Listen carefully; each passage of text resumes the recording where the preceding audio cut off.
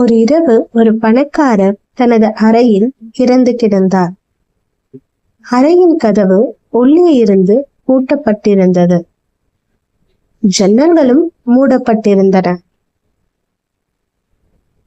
போலீசார் விசாரிக்க தொடங்கினர்.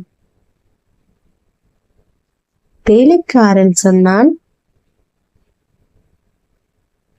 நான் காலை 7 மணிக்கு தேநீர் கொண்டு வந்தேன்.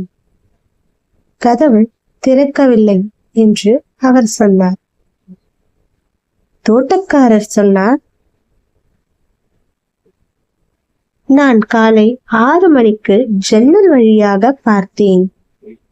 ஐயா செய்தித்தாள் படித்துக் கொண்டிருந்தார். இதை கேட்ட போலீஸ் உடனே கொலையாளி யார் என்று தெரிந்துவிட்டது என்றனர். புதிர், கொலையாளி யார், எப்படி கண்டுபிடித்தனர்?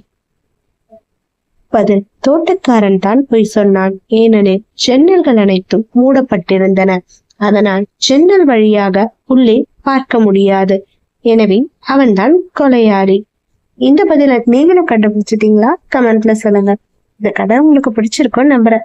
பிடிச்சிருந்தா லைக் பண்ணி, ஷேர் பண்ணி, சப்ஸ்கிரைபும் பண்ணுங்க, கமெண்ட்டும் பண்ணுங்க. தொடர்ந்து சந்திப்போம். நன்றி, வணக்கம்.